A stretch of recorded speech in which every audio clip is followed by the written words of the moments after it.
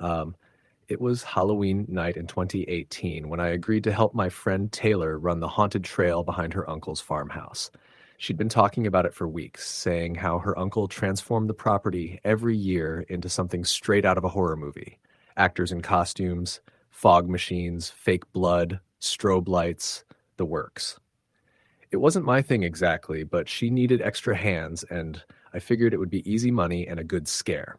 Her uncle's place sat a few miles outside of town, near the edge of the woods that everyone called the Mill Creek Forest.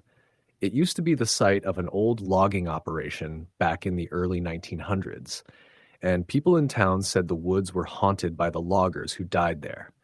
Stories about strange lights, screams echoing through the trees, and even people disappearing over the years gave it a reputation. But most of us just laughed it off as small town ghost lore. When I arrived that evening, the sun was setting behind the distant hills, turning the sky a deep orange.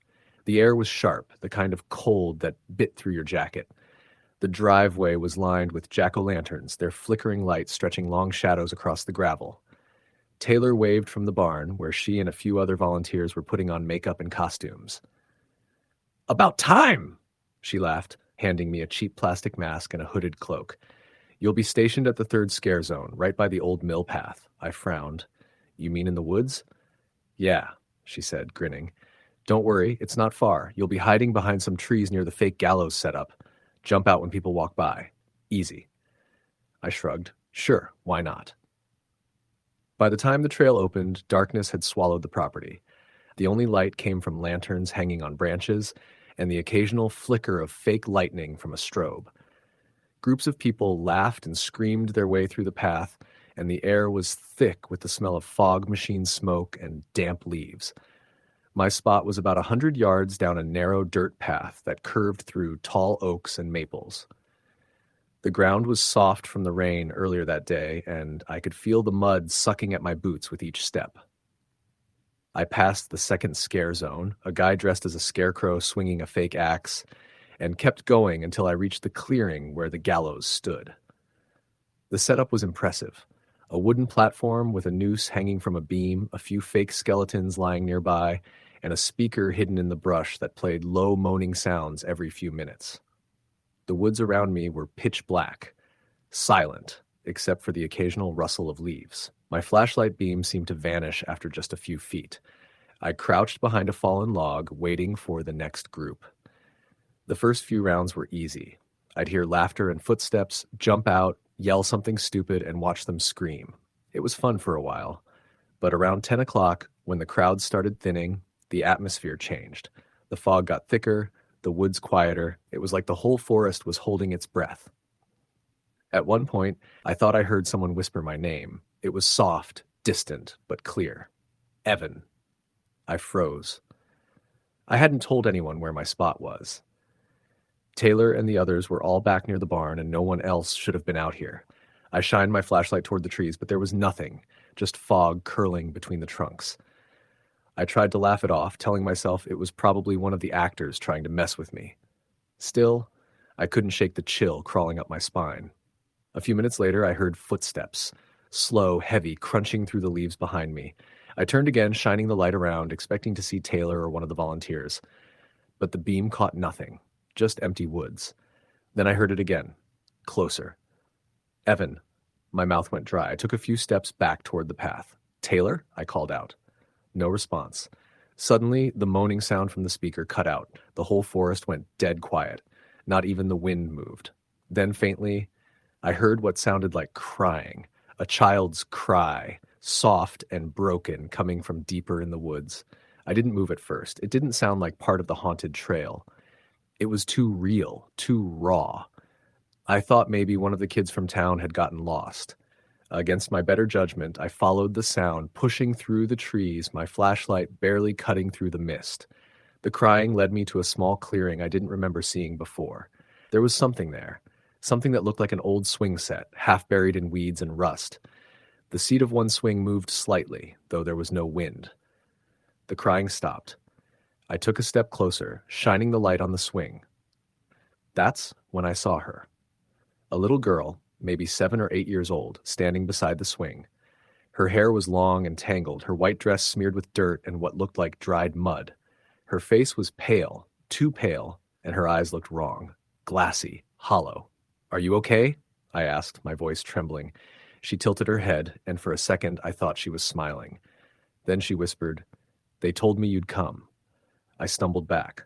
"What?" Her head snapped upright and her mouth opened wide, wider than it should have been.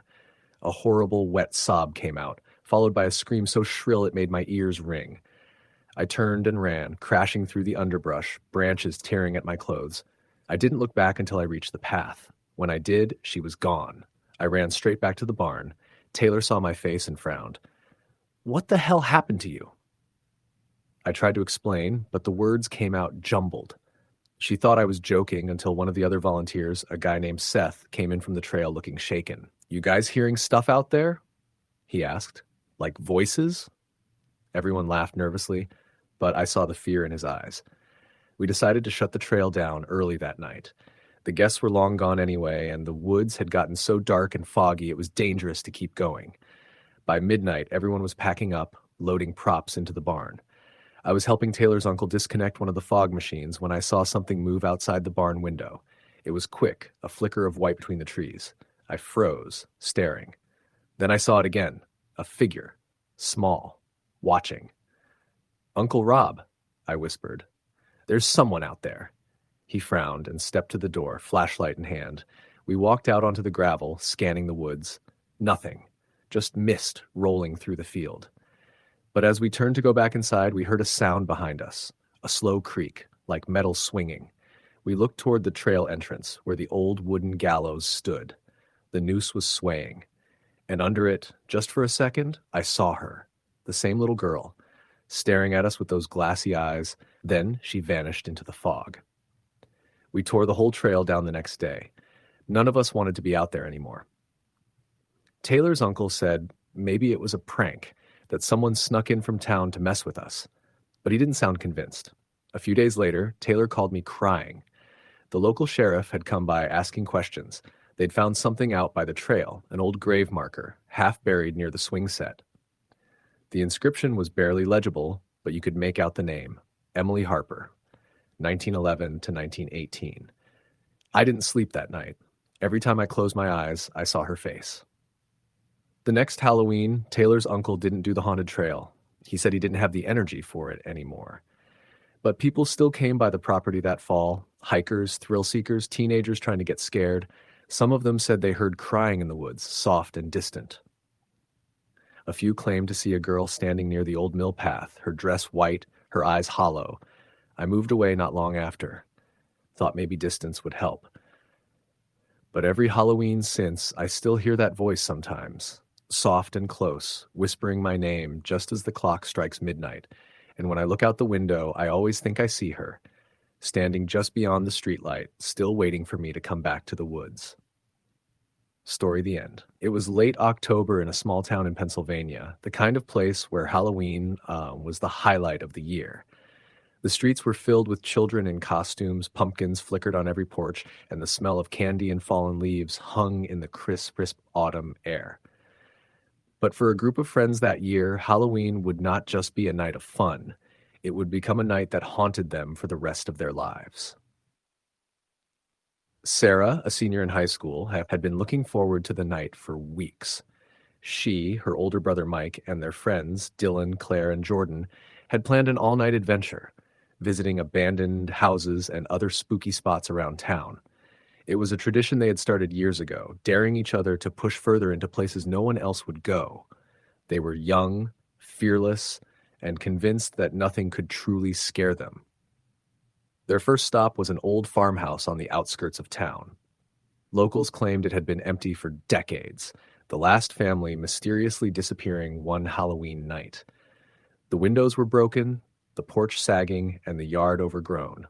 As they approached, a sense of unease settled over Sarah. The wind whispered through the dead branches like a chorus of voices, and she felt a chill that had nothing to do with the cold. Mike laughed, brushing it off. "It's just the wind. We've been here before. Let's go." They stepped onto the porch, the wood groaning under their weight. Inside, the air smelled of mildew and rot. Their flashlights cut through the darkness, illuminating broken furniture, tattered curtains, and a staircase leading to the second floor. They joked and teased each other as they explored, but Sarah couldn't shake the feeling that they were not alone. Then Dylan froze. "Did you hear that?" he whispered. A faint scratching sound echoed from the floor above. Sarah's heart began to pound. "Probably just a rat," Mike said, though even he didn't sound convinced. They continued exploring, but as they approached the staircase, the scratching grew louder, more deliberate.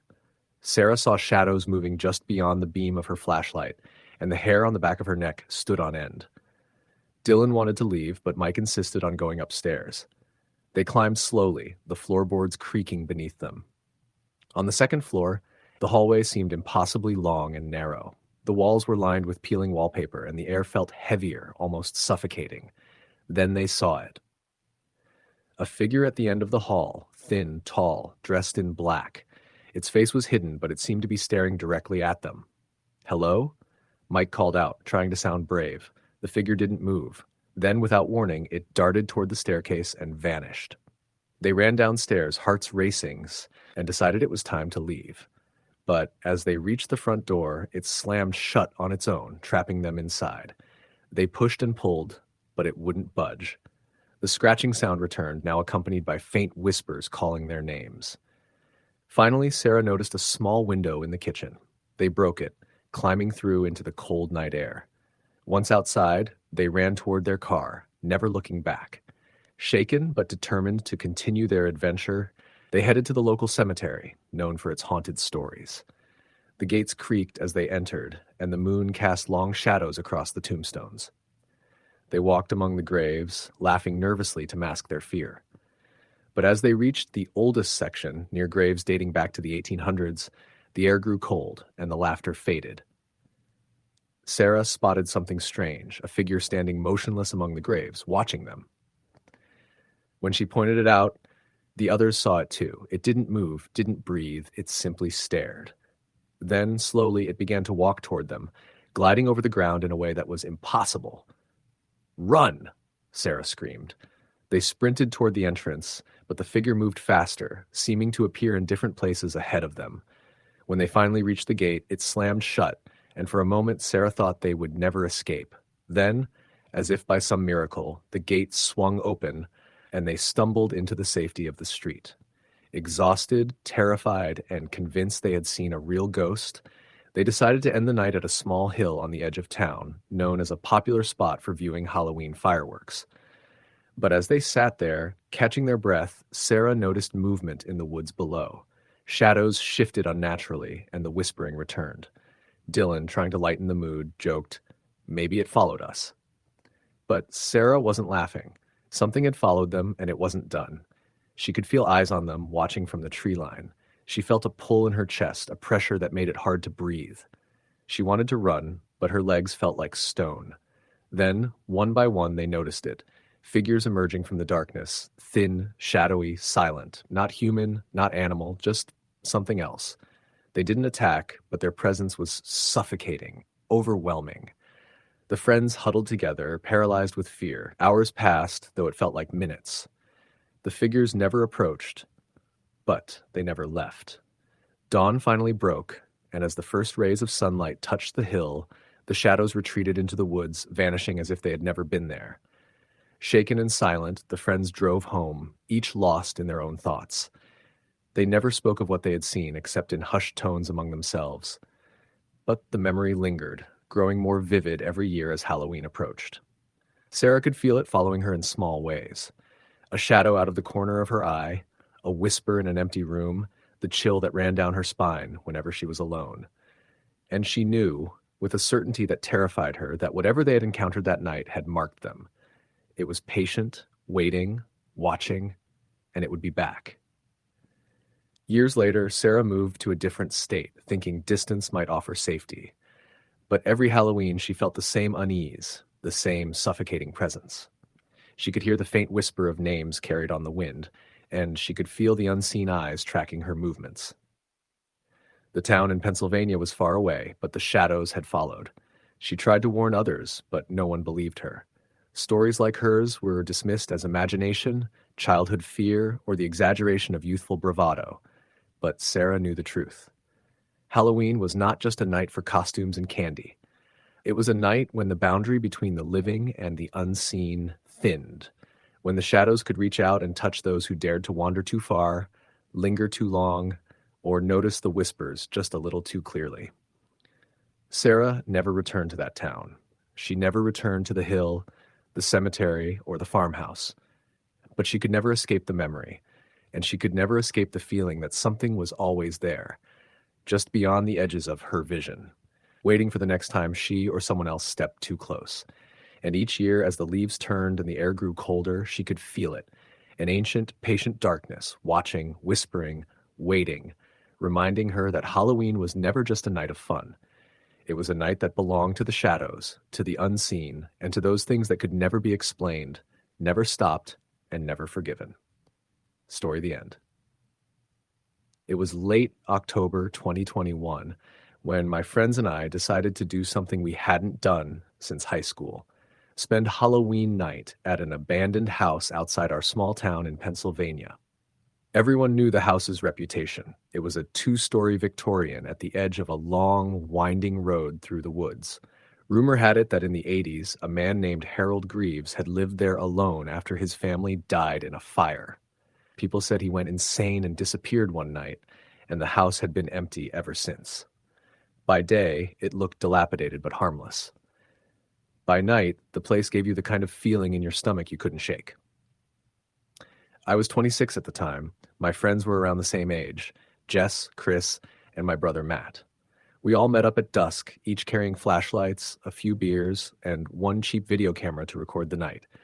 We parked at the side of the road, the wind rattling the bare branches above. Fog was creeping low across the ground, and the road's old asphalt had long cracks that looked like veins. "You really think anyone still lives here?" Jess asked, half laughing, as we climbed over the sagging front gate. "No way," Matt said. "This place has been empty for decades. I mean, it's literally falling apart." Chris, ever the thrill-seeker, swung open the front door, which creaked so loudly it sounded like it moaned. The air inside was stale, thick with dust and mildew. A faint odor of smoke lingered from the old fireplace. Broken furniture lay scattered across the rooms, and the wallpaper was peeling in long strips. The house looked as though someone had just vanished in the middle of living there. We set up the camera in the living room, aimed at the staircase leading upstairs. Then we started exploring. I remember running my hand along the railing. It was sticky, coated in grime. I whispered to the others, "This is insane. No one should be in here." Upstairs, the air was colder. It smelled like something had rotted decades ago. The walls were scratched, some boards loose. In the corner of one room, a small doll, missing an eye, sat facing the doorway. "Creepy," Jess muttered, moving past it quickly. We decided to split up for fun. Chris and I went down the hallway to the master bedroom, while Matt and Jess went to the smaller rooms at the back. I had my flashlight and the camera, and Chris had his flashlight, but nothing else. The silence upstairs was heavy, only broken by the creaking of the floorboards under our feet. Then I heard it, a faint whisper. At first, I thought it was Chris, joking. "Did you hear that?" I asked. He froze, shaking his head. "What? No." I pressed my ear closer to the wall. The whisper came again. I couldn't make out the words, but it was human, female, soft, slow, almost chanting. I turned to Chris. "We need to go." He didn't respond immediately. Then the whisper stopped. The hair on my arms stood straight up. "Let's check the other rooms," he said finally, trying to sound casual. We found nothing. Matt and Jess hadn't seen anything unusual, but their nerves were high too. Every door we opened felt like it might slam shut on its own. Every window cast shadows that weren't there before. Around 11:30, we decided to explore the basement. The stairs groaned as we descended. The air was icy. Our flashlights cut through the darkness in thin cones, barely illuminating the damp walls. At the far end, there was a room with a locked door, rusted hinges. Chris pulled out a crowbar and forced it open. Inside was an old study. Papers littered the floor, and in the corner sat a desk with drawers partially open. On top of the desk were dozens of photographs, mostly of a woman and a little girl smiling at the camera. But something was wrong. Their eyes were scratched out on every photo. I stepped back, stomach turning. What the hell? Jess's voice came from above the stairs, shaky. "Guys, you need to see this." We ran back upstairs. She and Matt were standing in the hallway, staring at a wall. On the wall, in the dust, someone had written, "You shouldn't be here." We all froze. None of us had touched that wall. The letters were big, deliberate, like someone had taken their time. Then we heard it, a sound from the master bedroom. Slow, deliberate footsteps. Not ours. Heavy, dragging across the floorboards. Chris whispered, "Go! Now!" We ran down the stairs 2 at a time, out the front door, not stopping until we reached the car. The engine turned over with a shaky growl, and we peeled out of the driveway, fog swirling around the tires. We tried to laugh it off on the drive home, convincing ourselves it was some kids messing around or our imaginations. But the footage from the camera told a different story. When we watched it later that night, the camera picked up a figure standing at the top of the stairs, blurry but clearly human-shaped, wearing what looked like a long, dark coat. Its head was tilted to the side, and it stayed in the frame for almost 30 seconds without moving. We hadn't seen it at the time. Then the screen went black. We tried to ignore it for weeks. But strange things started happening afterward. Our phones would die suddenly, even fully charged. We heard footsteps in our own houses when no one else was home. Chris said he woke up to the sound of a woman whispering his name at 3 a.m. Jess started seeing shadows move across her apartment at night. I started having nightmares about that house. In the dreams, I would be trapped inside, running through the rooms, while the figure followed silently. Its head would tilt, just like in the footage, and I would wake up in a cold sweat, heart pounding. Then, about 2 months later, Jess called all of us in a panic. She had received a package with no return address. Inside was a faded photograph of the Victorian house taken from the front yard. On the back was scrawled in messy handwriting, "You can't leave." We never went back to that house. None of us have talked about it much since.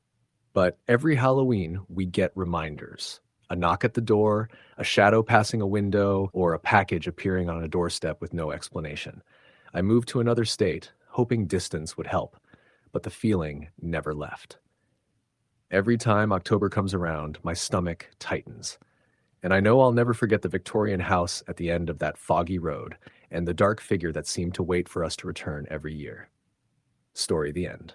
It was late October 2021 in a small Pennsylvania town called Millersfield, one of those towns that seemed frozen in time, with corner stores that hadn't changed in decades, streets lined with maple trees that burned red and orange in the fall, and houses that still had homemade pumpkin decorations on every porch. Halloween in Millersfield was a big deal. Kids flooded the streets in costumes, and adults watched from porches, sipping cider or beer. Alex Monroe had just turned 24 and had moved back home after college. She wasn't planning on doing much for Halloween, but her younger cousin, Jamie, insisted she come along to a small gathering at an old farmhouse on the outskirts of town. The place had been abandoned for years, according to local rumor, and Jamie's friends thought it would be fun to haunt the house for the night. Alex was hesitant. The farmhouse was infamous in Millersfield. Stories circulated about the family that had lived there decades ago, how they disappeared one Halloween, leaving the house untouched, with food still on the table, doors unlocked, and windows wide open. Some said it was haunted by the family themselves. Others said strange figures were seen on the property each year around Halloween. By 7 p.m., Alex and Jamie, along with 3 of Jamie's friends, drove down the narrow, leaf-strewn road that led to the farmhouse. The fog had rolled in thick, and the air smelled of wet earth and decay. The old farmhouse loomed ahead, dark and empty, windows blackened and broken in some places. The porch sagged under its own weight, and weeds had overtaken the yard. "Creepy, right?" Jamie said, his flashlight beam bouncing across the rotting wood. Alex swallowed hard. "Yeah, creepy is putting it mildly." They stepped inside, their flashlights illuminating peeling wallpaper, cobwebs, and furniture coated in dust. The air was heavy, musty, and smelled faintly of smoke. Alex shivered. She didn't believe in ghosts, but the house made her feel exposed, as if someone or something was watching from the shadows. They explored room by room, joking to cover their nerves. A few minutes in, Jamie found a staircase leading to the basement. The group hesitated at the top. It descended into blackness. "Come on. It's Halloween. Don't tell me you're scared," Jamie teased. Alex reluctantly followed, the wooden steps groaning under their weight. The basement was damp and smelled strongly of mold and decay. Old furniture and boxes were stacked in corners, but what caught Alex's attention was a small trunk against the far wall. It was old and carved with strange symbols. Jamie approached it and tried to lift the lid. It was stuck, but after a few pushes, it creaked open. Inside were old clothes, toys, and a journal. He pulled out the journal and flipped through the pages. The handwriting was messy, and the entries were dated back to 1967. Alex squinted at the words. "Listen to this," she said, reading aloud. "Halloween night, we hear them outside again.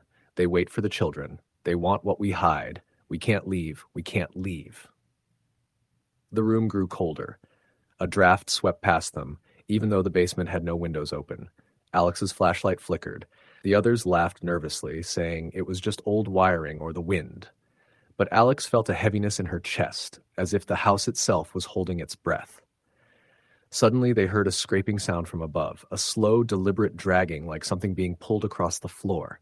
Jamie laughed nervously. Probably just the wind knocking something over upstairs.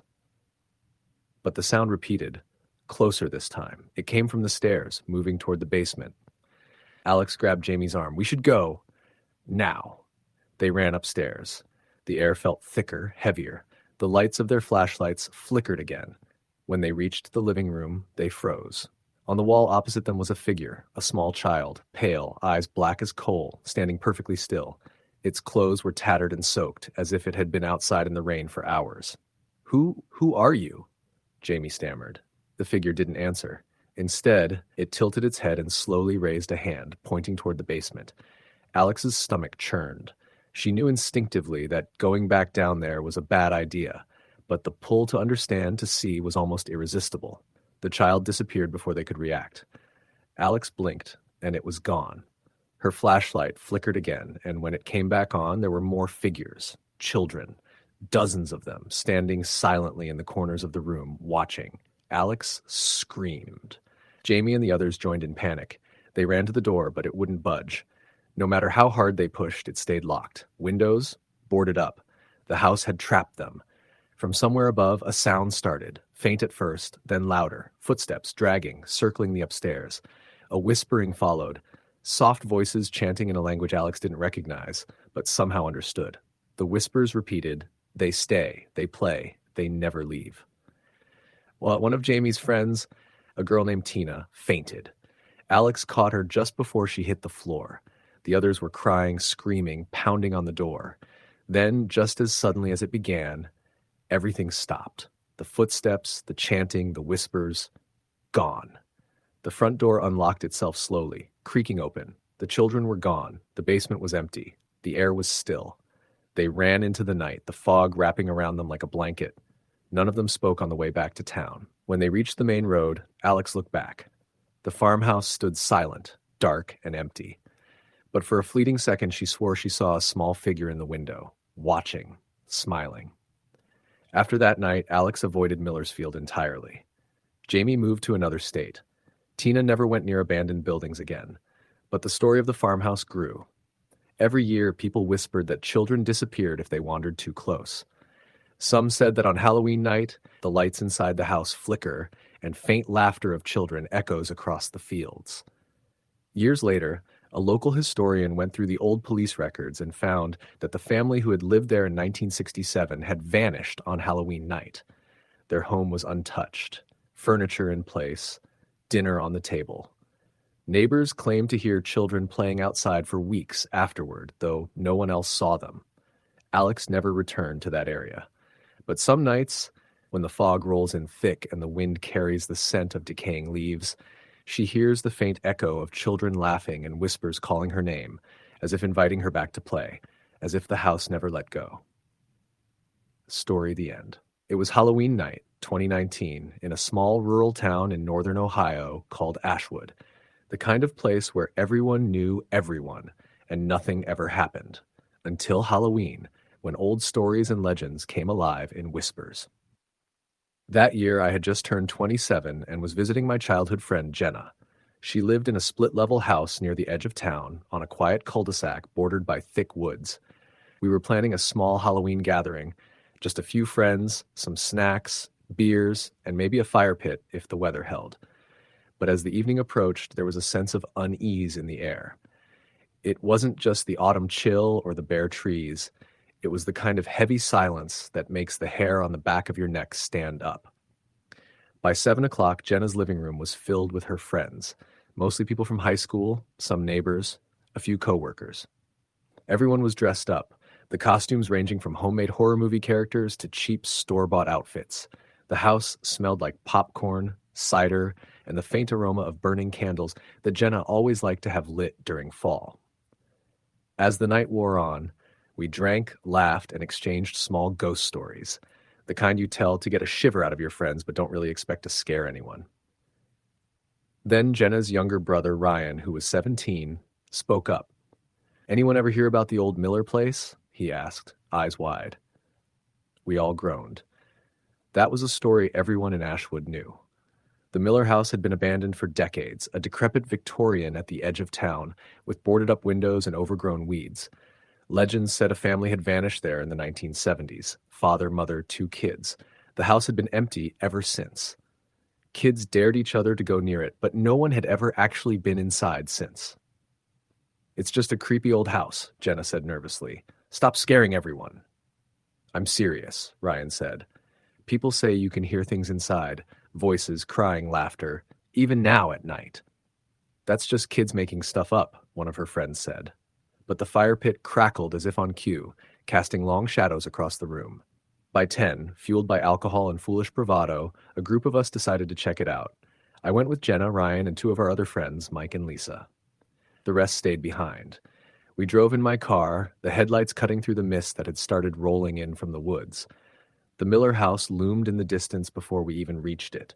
The boarded-up windows made it look like a face frozen in a scream, the peeling paint like rotting skin. The yard was overgrown, and the trees leaned in toward the house like they were watching. "This is a terrible idea," Jenna whispered. "Shh," Ryan said. "Don't jinx it." We approached the front gate, which hung crooked on its rusted hinges.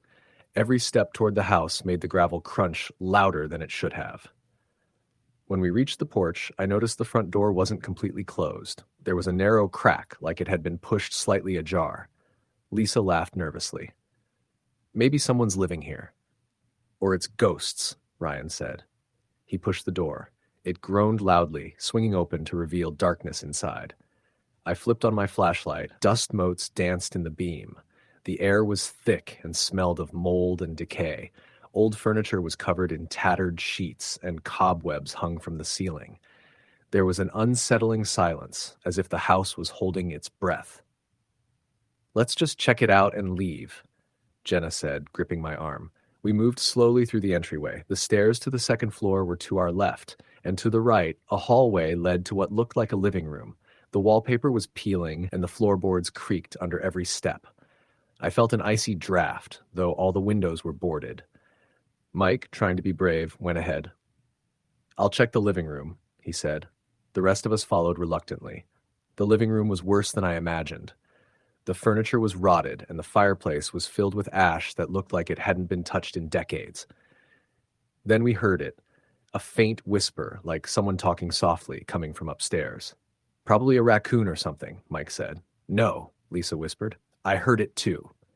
We froze. The whispering became louder, like multiple voices murmuring together. Then came a small giggle, high-pitched, almost like a child's voice. "I'm leaving," Jenna said, backing toward the stairs. Ryan, however, started climbing them. "We need to see where it's coming from." Against my better judgment, I followed him. Mike and Lisa stayed on the first floor. The steps groaned under our weight, each one sounding like it might break. When we reached the second floor, the hallway was narrower, lined with doors all closed.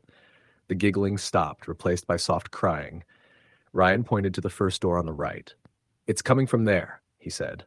We approached slowly. The door was slightly open. A faint light flickered inside, though we couldn't see a source. Then I noticed something on the floor. Footprints. Not ours. Small, barefoot footprints leading into the room. Then stopping near a rocking chair in the corner. I swallowed hard. "This isn't funny, Ryan. Let's go." He didn't move. Then the chair started rocking on its own, slowly, back and forth. The crying grew louder, turning into a low moaning, almost human but distorted. Lisa screamed from downstairs. "Get out!" I grabbed Ryan's arm. "Now!" We turned to leave, but the hallway seemed longer than before. The door at the end, the one we had come from, was gone, replaced by a blank wall. Panic surged through me. From the room, a small shadow emerged. A child, maybe 7 or 8, pale, eyes black as coal, standing still in the middle of the hall. It tilted its head and whispered, "Why are you here?" I stumbled back, tripping over a loose floorboard. Ryan grabbed my hand and we bolted down the hallway, but the child followed, floating slightly above the ground, its head turning unnaturally to watch us. We reached the stairs. The steps now seemed to stretch farther than before. The crying was all around us, echoing through the house. My flashlight flickered. When it came back, the child was at the bottom of the stairs, staring up. We screamed and ran, tumbling down the stairs. I hit my head on the railing but kept going. When we finally reached the first floor, Mike and Lisa were waiting, frozen in fear. Behind them, the living room was empty again. No furniture, no rocking chair, just shadows in the corners. We didn't wait. We ran out the front door, tripping over the weeds and debris in the yard. I didn't stop until we were back in my car, doors locked, hearts pounding. We drove away without a word. The whole way back to town, the only sound was our ragged breathing. The next day, I tried to convince myself it had been some elaborate prank, maybe someone from town setting up a haunted experience. But there was no evidence anyone else had been in the house, no footprints except our own, no signs of forced entry. That Halloween, the Miller house was finally demolished. The old structure was torn down, replaced by empty land. But every year since, I've felt it, the same unease creeping in around October. Shadows in the corners of my apartment, unexplained whispers when I'm alone, the faint smell of old wood and decay. Ryan disappeared a year later. No note, no calls, nothing, just gone. Lisa moved out of town and refuses to talk about it. Jenna now lives in a different state, but we still check in. And every Halloween, we all get the same feeling, a pull towards something we don't understand. Sometimes late at night, I swear I hear giggling outside my window, a child's voice asking why I'm there. And I know, somehow it's still coming from the Miller house, wherever it may be now. Story the end. It was Halloween night in 2017, a cold, windy evening in the small Ohio town of Crestview Hollow. The streets were lined with jack-o'-lanterns flickering in front of old houses, and the air smelled of damp leaves and smoke.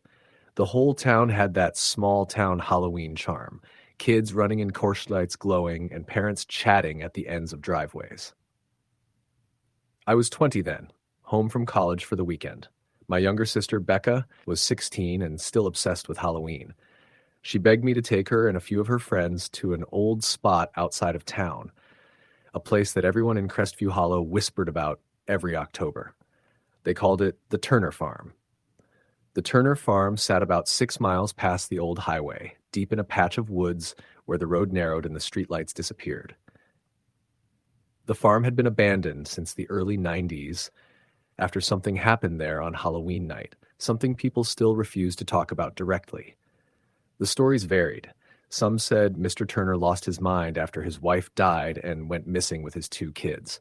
Others claimed a group of teenagers broke in one Halloween and were never found. The sheriff's office chalked it up to runaways, but everyone in town knew something was off about that property. People who went there always came back pale, silent, and different. Naturally, that made it irresistible to a group of high schoolers. Becca had planned it for weeks. "Come on," she said, tugging my sleeve as I sat on the couch, scrolling my phone. "Just one night. We'll drive out, look around, take a few pictures, and come back. You can even stay in the car if you're too scared." I wasn't scared, not really, but something about that place made me uneasy. When I was little, my dad once drove by it at night and told me, "Don't ever go near that land after dark." He never explained why. By 9 p.m., we were in my old Ford Explorer. Me, Becca, her best friend Leah, her boyfriend Cody, and his cousin Matt. We had flashlights, a couple of energy drinks, and way too much confidence. It took half an hour to get there. The paved road turned to gravel, and the trees closed in tight around us. The only light came from the moon and my headlights. The GPS lost signal about 5 miles before the farm, which didn't surprise me. We finally reached the old wooden gate. It hung crooked on one hinge, a no trespassing sign swinging loosely in the wind. Beyond it, a dirt path led through tall grass toward a shadowy farmhouse in the distance. "That's it," Becca whispered. The house stood in the middle of a clearing, 2 stories tall, but leaning like it had been beaten by storms for decades. The roof had caved in on one side. The windows were black holes. To the left, a barn sagged under its own weight. The whole place looked dead, but not empty. We parked near the gate and everyone climbed out. The air was colder here. The sound of the wind was sharp and the woods felt wrong, like even the crickets didn't want to make noise. "Okay, 10 minutes," I said. "Then we're out." We walked the path in a line, our flashlights bouncing off the tall grass. Every few steps, something crackled underfoot. Old corn husks, or maybe animal bones. Leah stayed close to Becca, whispering nervously. When we reached the porch, Cody grinned and kicked the door. It swung open easily. "Guess nobody's home," he said. The smell hit first. Wet wood, mold, and something metallic underneath, like rust or old blood. The air felt heavy. I swept my flashlight across the living room. Furniture was still there, though mostly collapsed. A rocking chair in the corner creaked faintly, though none of us were near it. "Creepy," Leah whispered. We moved from room to room. There were family photos on the wall, the glass shattered, but the images still visible. A man with a beard, a woman with a long braid, 2 children, a boy and a girl, both smiling stiffly. Becca crouched to look at one closer. The kids looked kind of like... She stopped. The photo had been scratched across their faces. Deep gouges through the paper. Cody laughed nervously. "Some local kids probably did that." We reached the kitchen next, laughed. The table was overturned, dishes scattered across the floor. On the far wall, in what looked like faded brown paint, someone had scrawled a word. "Stay." The room went dead silent. Matt broke it with a laugh that didn't sound real. "Classic haunted house prank. Someone's been here before us." But then Becca said quietly, "That wasn't here last time." We all looked at her. "What do you mean, last time?" I asked. She looked guilty. "Me and Leah came here last year with some other friends. Just the porch, though. That word wasn't there." I didn't like that. None of this felt staged. There was no graffiti, no beer cans, no sign of teenagers hanging out here. Just decay and silence. We decided to check upstairs. The stairs groaned under our weight. My flashlight beam danced across peeling wallpaper and old picture frames. At the top of the landing, the hallway split left and right. Cody took the right side. Becca and Leah followed me to the left. The first door opened into what looked like a child's bedroom. Toys were scattered everywhere. Wooden blocks, a small dollhouse, and a dusty teddy bear sitting in a rocking chair. Becca's flashlight caught something carved into the wall above the bed. "Don't let him in." I felt my stomach twist. "We're leaving," I said immediately. Then Cody called out from the other end of the hall. "You guys have to see this." We walked down and found him standing in a doorway, shining his light into another room. It was smaller, almost like a storage space. In the center of the floor was a trapdoor, half open. Cold air poured up from it, carrying the smell of damp earth. "No," I said. "We're not going down there." Cody smirked. "Come on, where's your Halloween spirit?" Before I could stop him, he grabbed the edge and pulled it open wider. His light disappeared into the darkness below. "Looks like a cellar." Then Leah screamed. We all spun around. She was pointing at the hallway behind us. There was someone standing at the far end, just a shape, a tall, dark silhouette against the faint moonlight leaking through a broken window. Too tall to be any of us. Its head brushed the ceiling. "Who's there?" I shouted. The figure didn't move. Cody lifted his light, but it flickered violently. The batteries died in seconds. My flashlight dimmed too. The air felt electric, humming. Then, in a voice that didn't sound human, deep and rasping, it said, "Don't let him in." Becca screamed, and that snapped us. We ran. Down the stairs, through the kitchen, out the door. I swear I heard footsteps following us, heavy ones that shook the floorboards. We didn't stop until we reached the car. I turned the key, and the engine sputtered, then caught. We tore down that gravel road faster than I thought the Explorer could handle. No one spoke for the entire drive back. When we got home, everyone swore not to talk about it. But something followed us back. That night, Becca woke me up around 3 a.m. She was standing in my doorway, pale as a sheet. "I heard him," she whispered. I sat up. "Who?" "The man from the house. He was in my room. He was humming." I ran to her room. Nothing. But her window was open, and the curtain was swaying even though there was no wind. The next morning, we found muddy footprints under the window. Big ones. Bare feet. 2 days later, Leah stopped coming to school. Her mom said she was sick, but Becca told me the truth. Leah hadn't left her bed since that night. She kept whispering, "He's in the walls." Cody tried to act tough, but a week later, he wrecked his truck driving out past the same stretch of road by the farm. No alcohol, no skid marks, just drove straight into a tree at full speed. He was killed instantly. Matt left town after the funeral. Becca changed after that. She barely talked. She stopped sleeping. Every night she'd wake up at 3:13 a.m. on the dot, gasping, saying she could hear footsteps coming up the stairs. I started sleeping in her room just to keep her calm.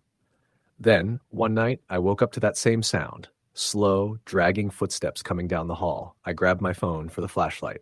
The door creaked open. No one was there. But I could still hear breathing, deep, slow, right next to me.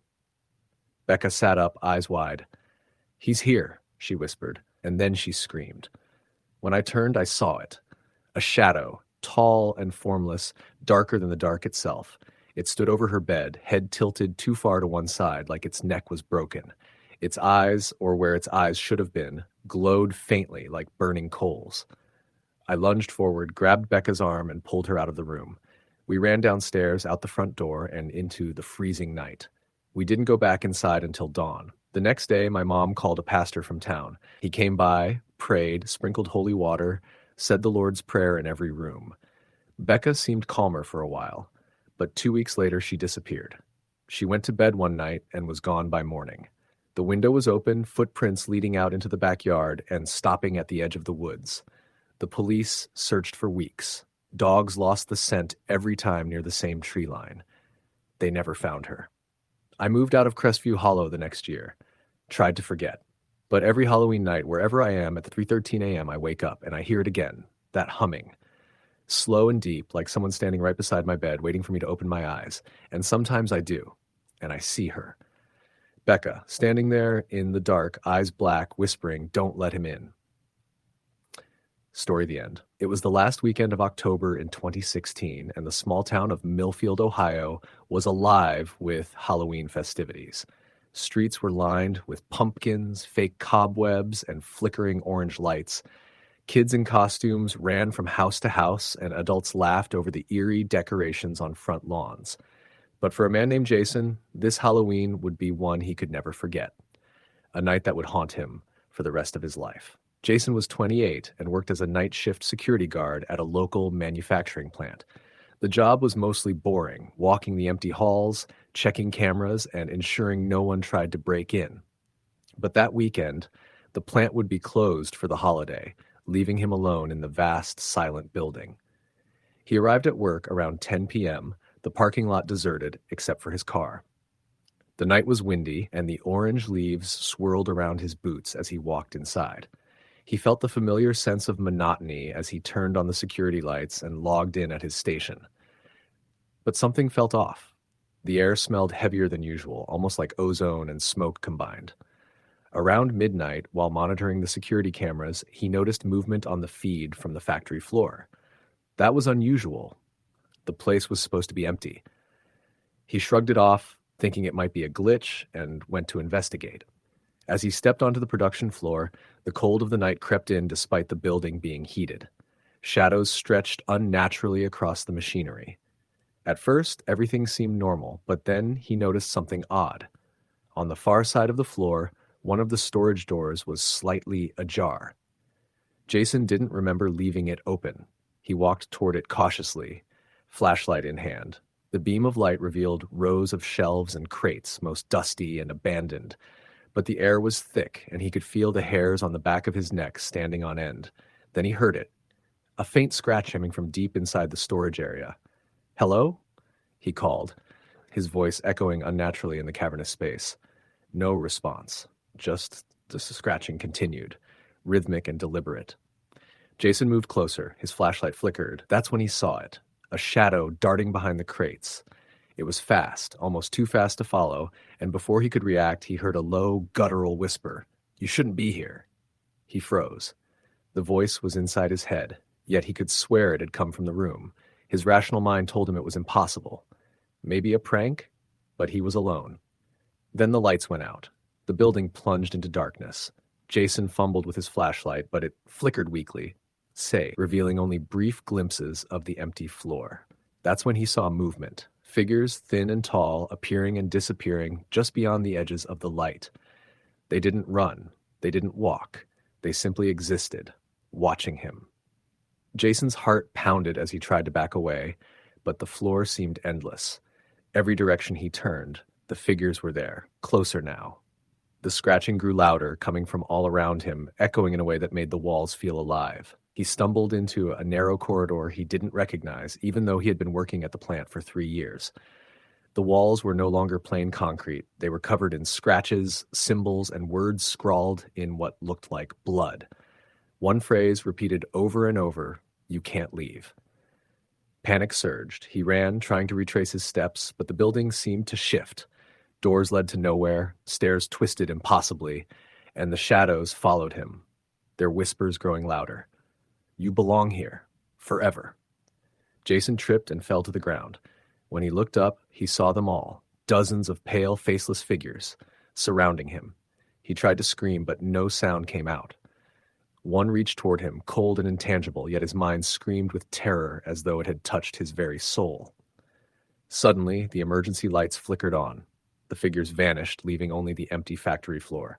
Jason scrambled to the main exit, slamming the door behind him. The night air hit his face, and for a moment, he thought he was safe. But when he glanced back, he saw faint silhouettes in the windows, watching him. Jason never returned to the plant alone. The management later cited a series of false alarms that night, but he knew the truth. Something had been in that building, something ancient and hungry, and it had chosen to make its presence known on Halloween. The next year, Jason told his friends about the incident, hoping to rationalize it. But the more he described, the more he realized something had changed within him. Shadows seemed to move differently in his apartment. Whispers came in the corners of his mind. And every Halloween, without fail, he felt the presence again. Those thin, faceless figures, waiting, watching, reminding him that some places are alive and some nights are meant for terror. Even now, he avoids night shifts during October. Yet every time he drives past the old manufacturing plant, the hair on the back of his neck stands up.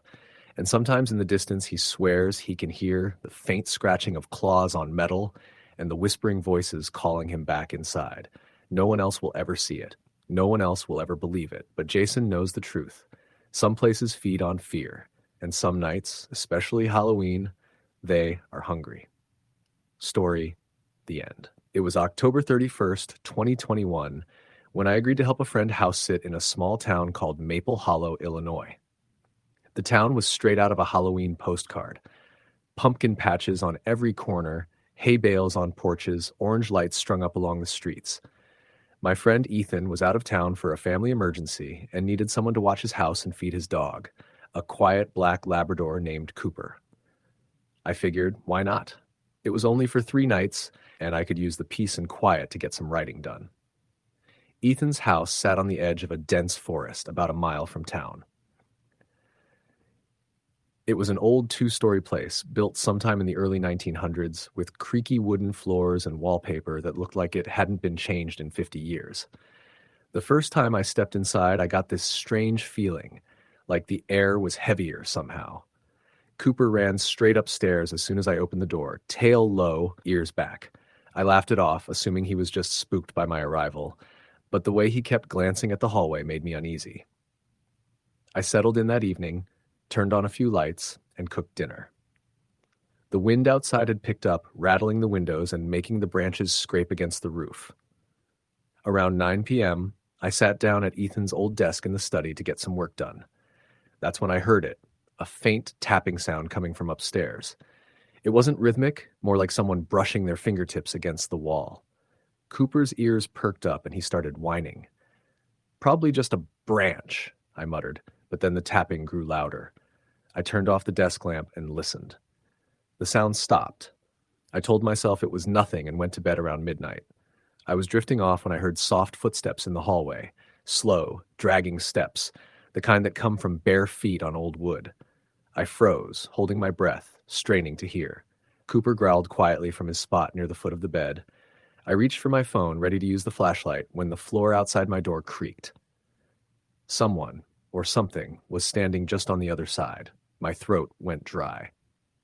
"Ethan?" I whispered, knowing how stupid it sounded. There was no reply. I waited, heart pounding, until the sound of footsteps moved away, down the hall, then toward the stairs. After that, silence. I barely slept the rest of the night. The next morning, I checked every corner of the house. Nothing. No footprints, no open windows, no signs anyone had been inside. Cooper refused to go near the hallway, his fur standing on end every time he looked at the top of the stairs. When I called Ethan to ask if he'd ever had weird experiences in the house, he hesitated before answering. "It's probably just old pipes or something," he said quickly, then changed the subject. That afternoon, I went into town for coffee, trying to shake the uneasy feeling that had settled over me. At the cafe, I got into a conversation with an older woman who'd lived in Maple Hollow her whole life. When I mentioned I was staying in the old Whitmore house, Ethan's place, her face went pale. "Oh dear," she said softly. "You should be careful there." I asked her what she meant, but she just shook her head. "That house has a bad history. There was a fire there years ago. A family burned inside. Folks say their spirits never left." She wouldn't say much more, but the way her eyes darted toward the window made my stomach twist. That night, I double-checked all the doors and windows, left a few lights on, and tried to relax with a movie. But around 11:30, the lights flickered and went out. I groaned, grabbed my phone for a flashlight, and went to the basement to check the breaker. Cooper followed me halfway down, then stopped, growling deep in his chest. I shone the light around, and for a split second, I thought I saw movement, a shadow slipping behind the water heater. "Hello?" I called, my voice shaking. No answer. I flipped the breaker, and the lights came back on. But when I turned around, there was a handprint on the basement wall. It was dark, smudged, and oddly small, like that of a child. I stood frozen for what felt like a full minute before backing up the stairs, keeping my eyes on that wall the whole time. Cooper whined softly, tail tucked, refusing to go back down. When I got to the kitchen, I found something that made my blood run cold. There were wet footprints on the floor, bare, child-sized prints leading from the back door to the stairs. The back door was still locked from the inside. I wiped them up, telling myself I'd find an explanation in the morning, but deep down I knew I wouldn't. At 2 a.m., I woke up to the sound of someone crying. It was faint, echoing through the vents, and it sounded like a little girl. I sat up, pulse racing. "Cooper?" He was sitting up too, ears pointed, staring at the ceiling. The crying grew louder, clearer. It wasn't coming from outside. It was coming from the room next to mine. I hesitated, then grabbed my phone again and turned on the flashlight. The doorknob to the spare room was cold to the touch. When I pushed the door open, the crying stopped. The room was empty except for a small wooden rocking chair in the corner, the same one I'd noticed when I first arrived. It was moving slowly, creaking back and forth. I froze, the beam of light trembling in my hand. Then on the wall opposite me, I saw it. Words written in soot, faint but visible. "Let us out." I backed away, slamming the door and running downstairs. I didn't stop until I was outside on the porch, the cold air burning my lungs. I sat there until dawn, Cooper pressed against my leg, trembling. The next day, I called Ethan again, told him I couldn't stay another night. There was silence on the line for a long time before he finally said, "Yeah, I understand." I asked him point blank what had happened in the house. He sighed. "The people who lived there before me, there was a fire in 1983. The parents died trying to save their kids. They say the youngest daughter was never found." I didn't respond. I didn't need to. I left that afternoon, and Ethan never asked me to house sit again. But a week later, he sent me a text that still haunts me. It was a picture of the upstairs hallway, taken from his phone camera. In the photo, the spare room door was slightly open, and a small shadow was visible on the floor, shaped like a child sitting cross-legged. His message read only, "She's still here." I deleted his message and blocked his number, but every Halloween since, I've woken up at exactly 2 a.m. to the faint sound of crying. Sometimes when the wind is right, I swear I hear the creak of a rocking chair. Story the end. It was the week before Halloween when I decided to take a solo trip to my uncle's cabin in northern Michigan. I had spent countless childhood summers there, fishing and hiking through the dense forest, but I hadn't been back in years. My uncle had passed away the previous spring, and the cabin had been left to me. It was remote, the kind of place where cell service barely existed, and the nearest neighbor was miles down a winding dirt road. I thought it would be a quiet way to spend the Halloween week, just me, the woods, and the crisp fall air. The first night I unpacked and settled in, lighting a fire in the old stone fireplace. The cabin smelled of pine, dust, and the faint musk of old wood. I went through some of my uncle's old belongings, books, fishing gear, and old photo albums. Nothing seemed out of place except for a small wooden box tucked in the corner of the bedroom closet. Inside were carved figurines of children, each one painted with crude, distorted faces. Some were smiling, some crying, and all were unnerving. I tried to laugh it off, convincing myself it was just a quirky hobby of my uncle's. That night, I woke around 2 a.m. to the sound of scratching on the windows. At first, I thought it was branches swaying in the wind, but then I heard soft footsteps circling the cabin. I grabbed a flashlight and went outside, but the fog was so thick I could barely see the edge of the porch. There was nothing, just the echo of my own breathing and the rustling leaves. Over the next few days, strange things escalated. The figurines in the wooden box would be in different positions than I had left them, sometimes on the floor, sometimes sitting in chairs. Doors I knew I had locked were open in the morning. At night, I heard whispers, faint at first, then louder, calling my name or giggling in a way that made my skin crawl. One evening, I was walking back from the small outhouse, and I saw a child standing at the edge of the tree line. The figure was wearing tattered clothing, face obscured by shadows, staring at me silently. I called out, but it didn't move. When I blinked, it was gone. Halloween night arrived, and the fog had rolled in thick over the lake behind the cabin. I tried to keep busy, cooking and cleaning, but the sense of being watched never left. Around midnight, I heard footsteps in the living room. I grabbed a baseball bat and crept downstairs. The room was empty, but the fireplace was lit. Though I hadn't touched it in hours, I felt a chill run down my spine and turned toward the bedroom. That's when I saw them. The figurines were no longer in the box. They were scattered across the floor, all facing me, and standing among them, just behind the largest one, was the child I had seen near the trees. Its eyes glowed faintly in the dark. I froze, too terrified to move. The whispering began again, louder now, almost chanting. I ran to the door, but it slammed shut in my face. The figures began to move, inching toward me. I backed into a corner, swinging the bat at nothing but shadows. The child stepped forward, tilting its head, and whispered, "You shouldn't be here." Its voice wasn't human, it was hollow, echoing like it was coming from all around me. I don't remember how I got out. Somehow I ended up in my car, doors locked, engine running, heart hammering.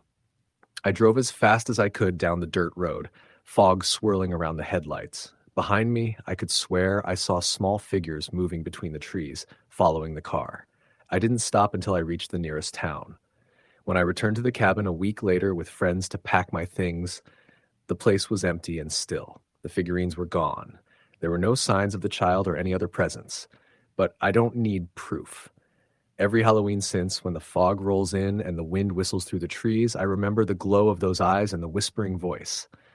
I've never spent another Halloween alone in a remote place. Story. The end. It was Halloween night in a small town in Kentucky, the kind of place where the whole community got involved. Kids in costumes running through the streets, neighbors handing out candy, and the smell of bonfires drifting across the air. I had recently moved into an old house at the edge of town, a fixer-upper that had sat vacant for years. The previous owner had left abruptly, leaving behind the furniture and a strange feeling that never quite left the air. I chalked it up to the house being old. Old houses always have a few quirks, right? That evening, I had just returned from handing out candy to the local children. The streets were alive with laughter and music, but my house, set a little apart from the others, felt isolated. I went inside, locked the door, and tried to relax, telling myself it was just another quiet night. I poured a glass of wine and sat down on the living room couch, flicking through channels. That's when I heard it, a faint tapping at the window. I froze, listening. The tapping continued, slow and deliberate, almost like someone was drumming their fingers against the glass. I convinced myself it was a branch swaying in the wind and ignored it. But then came a shadow, fleeting across the curtains like someone had just moved past. I set my glass down, heart beginning to race, and went to check. The front yard was empty. I stepped out onto the porch, peering into the dark, and the wind carried a faint rustle from the edge of the trees lining the property. Nothing. I laughed nervously, telling myself it was all in my head. Then I heard it again, the tapping, this time coming from the back door. I crept to the kitchen, my hands shaking, and peeked outside. The yard was empty again, but the wooden back steps looked freshly pressed with footprints, muddy and uneven. Whoever, or whatever, was out there had been very close. I locked the door, bolted it, and returned to the living room, trying to steady my breathing. Around 11:30, I decided to call it a night. I turned off the lights and headed upstairs to my bedroom. As soon as I stepped onto the landing, I noticed something odd. The hallway mirror. The tall one, leaning against the wall, reflected the empty stairway behind me. But in the reflection, I saw a figure standing at the bottom, just outside the kitchen doorway. I spun around. Nothing. The hallway was empty. Shaking, I returned to my bedroom and locked the door. I tried to ignore it, pulling the covers tight and staring at the ceiling. Then I heard footsteps, soft, deliberate, pacing back and forth outside my door. I told myself it was impossible. I was alone. But the footsteps continued, echoing in the hallway. After what felt like hours, I must have dozed off. I woke to the sound of whispering. Faint, almost imperceptible at first, but growing louder, insistent. I strained to hear the words, and I could just make out, "Come outside, come play." I froze, heart pounding. The whispering moved closer, as if circling the door. Then suddenly, it stopped. Silence. I didn't move for what felt like an eternity. Then the doorknob rattled. I bolted out the window, landing hard in the backyard, the cold night air shocking me awake. I ran to the street, my shoes soaked and muddy from the grass. The town looked normal, lights on in houses, kids laughing in the distance. But I didn't stop running until I reached the main road, gasping for breath. The next morning, I returned cautiously with neighbors. The house was empty, no sign of intrusion, no footprints beyond my own. But when I went inside, I found something chilling. All the windows and doors were smeared with mud and scratches, as though something had been trying desperately to get in. And in the hallway, the tall mirror had been shattered from top to bottom. I had no explanation. I spent the next week staying elsewhere, trying to figure out what had happened. Later, I learned from an old neighbor that the house had a dark history. Years before, a man had lived there who had a fascination with children and Halloween night. They said he vanished without a trace one year, the night before Halloween, and that ever since, anyone staying in that house alone on that night could hear him, or at least something that carried his presence. I sold the house soon after, unable to shake the feeling of being watched, unable to ignore the whispers that had followed me in dreams for weeks. To this day, when Halloween comes around, I feel that same fear. The tapping, the footsteps, the whispering voices. And I know that somewhere in Kentucky, that house waits, ready to welcome the next person who thinks they can spend a quiet Halloween night alone. Story the end. It was Halloween night in 2019 when my sister Megan convinced me to drive out to the edge of town with her and a few friends. We lived in a small place in rural Pennsylvania, the kind of town where everything shut down early and people created their own entertainment. That year, everyone was talking about the old Miller farm, the one that had been abandoned since the mid-90s.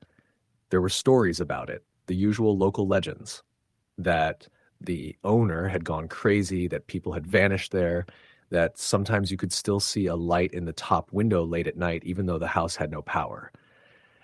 We were all adults, not dumb kids, but something about Halloween and boredom makes you do things you normally wouldn't.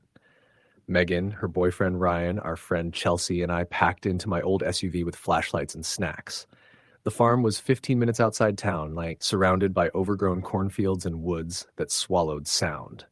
The road leading there was little more than gravel and dirt, with trees leaning so close overhead they formed a tunnel.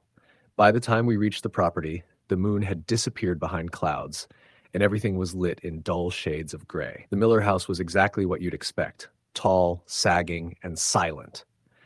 Its porch leaned like it was tired of holding itself up, and the windows were covered in grime, thick enough to make them look painted black. Ryan laughed when the floorboards groaned under his weight. "Haunted my ass," he said, though his voice cracked slightly at the end. We all laughed, but it sounded forced. Inside, the smell hit us first. Not rot exactly, but stale, like wet wood and mold. There were pieces of old furniture scattered around, covered in sheets stiff with dust. The wallpaper had peeled down in strips, revealing the boards beneath. We split up, something I immediately regretted. Ryan and Megan went upstairs while Chelsea and I checked the kitchen. The kitchen still had plates in the sink. The fridge, though long dead, was still in place, its handle rusted. There were broken dishes on the floor and a single chair overturned in the corner. It felt like whoever lived there had left suddenly and never came back. On the counter was a glass jar filled with cloudy water. Inside floated something small and unrecognizable, maybe a bit of cloth or old plant matter. I picked it up, but Chelsea hissed, "Don't touch that," and swatted my hand. When I looked at her, she was pale. We heard footsteps above us, slow, deliberate. I thought it was Megan and Ryan until a second set followed behind, heavier. Too heavy. We froze, listening. The steps stopped directly overhead, right above where we stood. The ceiling creaked once, then went silent. "Megan?" I called. No answer. Chelsea grabbed my arm. "We should go." We started toward the front hall just as Megan screamed from upstairs. Not a startled shout, but a full-throated scream that froze every nerve in my body. Ryan yelled something we couldn't make out, and then we heard a crash. Chelsea and I ran for the stairs, our flashlights shaking. The upstairs hallway was narrow, lined with doors on both sides. Megan's voice echoed from the end. When we reached her, she was standing outside a room, trembling, her flashlight on the floor. Ryan was inside, crouched over something. I stepped closer and my stomach dropped. The walls were covered in drawings, crude, childlike sketches done in what looked like charcoal or ash. They were all of the same thing, a tall, faceless figure with long arms and a gaping black mouth. The same figure appeared over and over, sometimes standing over beds, sometimes at windows. Ryan pointed to the floor. "There's writing," he said. In the dust, scrawled in shaky letters, were the words, "He waits for the lights to die." Before any of us could speak, the bulbs in our flashlights flickered. All four at once. The air turned colder. My breath came out in visible clouds. Then every light went out. Total darkness. Megan grabbed my sleeve. "Sam, something's." She stopped, choking back a sob. There was movement in the room. Not footsteps, not breathing. Something else, like fabric dragging across wood. Then came a low sound, almost a moan, deep and guttural, echoing off the walls. I swung my flashlight wildly, smacking it until the beam came back to life for a second. In that brief flicker of light, I saw something at the far corner of the room. It wasn't human. It was tall, thin, and bent wrong, as though its spine had too many joints. Its skin was pale gray, almost translucent, and its face, if you could call it that, was stretched tight, featureless, except for a black slit where the mouth should be. It was watching us. We ran. I don't remember how we made it down the stairs, only the sound behind us. Those dragging steps following, steady and patient. The front door that had once been easy to open was now stuck, like something was holding it from the outside. Ryan rammed it with his shoulder until it gave way, and we spilled out into the cold night air. We didn't stop running until we reached the car. When we looked back, the upper window glowed faintly. Not like electric light, more like something burning from inside, soft and orange. In the window, we saw a shape standing there, the same tall, faceless silhouette.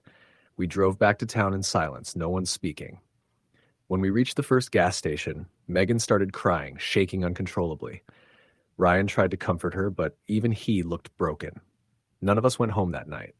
We stayed at a motel, too scared to sleep. The next day, I went back alone. I had to see it in daylight, had to know if it was real or if we just panicked ourselves into seeing things. But when I got there, the house was different. The door was wide open, the smell stronger, heavier. Inside, the walls were bare. No drawings, no writing. But there was something on the floor. A flashlight. Megan's. I called her, but she didn't answer. Ryan picked up instead. His voice was hoarse. "She's gone," he said. What do you mean? She went out last night, said she couldn't stop thinking about the house. I woke up, and she was gone. They found her 2 days later, half a mile from the Miller property, lying in a ditch near the cornfield. No injuries, no sign of a struggle. Her eyes were open, staring at nothing, and her mouth was stretched into an expression of pure terror. The coroner couldn't find a cause of death. Ryan moved away that winter. Chelsea stopped returning my messages. Sometimes, when the night is quiet, I can still hear Megan's voice in my head, the last thing she said before the lights went out. Sam, something's. And I never heard the rest. Last year, a storm knocked out power across town on Halloween night. The entire street went black, and for a second, as I looked out my window, I saw it. A faint, tall shape standing at the edge of the trees, motionless, facing my house. I turned on every light I had and didn't sleep until morning. Now I leave the lights on every Halloween, always, because I know he waits for the lights to die. Story the end. It was the Halloween of 2012, and the town of Ridgeton, Illinois was in full festive chaos. The streets glowed orange from hundreds of jack-o'-lanterns, fake skeletons swung from porches, and a soft fog rolled in from the river that cut through town. Everyone was out. Kids in costumes, parents chatting on sidewalks, teenagers sneaking beers behind houses. It was one of those nights that felt alive, humming with laughter and energy. But that year, I didn't feel it. I was 19, a freshman home from college, and something about being back in Ridgeton made me uneasy. The town felt smaller than I remembered, quieter under all the noise.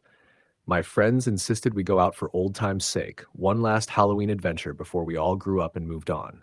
I agreed reluctantly. Our group, me, Mark, his girlfriend Jess, and our friend Danny, met at a small diner on Main Street before heading out. The plan was to visit the Pumpkin House, as people called it, an old property on the outskirts of town that had been abandoned for years. Every Halloween, someone said lights flickered inside and strange figures could be seen in the windows. No one ever went close. Mark grinned as he slid into the booth across from me, holding a coffee. "This is it, man. Last Ridgeton Halloween. We're going out with a story." Jess rolled her eyes but smiled. "As long as we don't get arrested for trespassing again." Danny chuckled. "Who's going to arrest us? The Pumpkin House isn't even on the county map anymore." We laughed, but I felt that creeping anxiety again. I'd driven past that house plenty of times growing up. It sat on a hill, its porch sagging, every window black.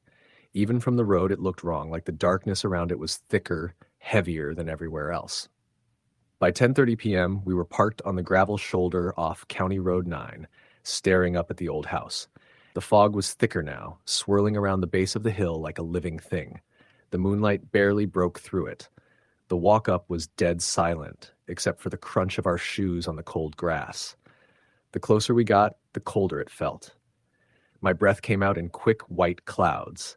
The air had that sharp, biting chill that goes straight through you. The front door was slightly open, groaning on its hinges as the wind pushed it back and forth. Jess hesitated.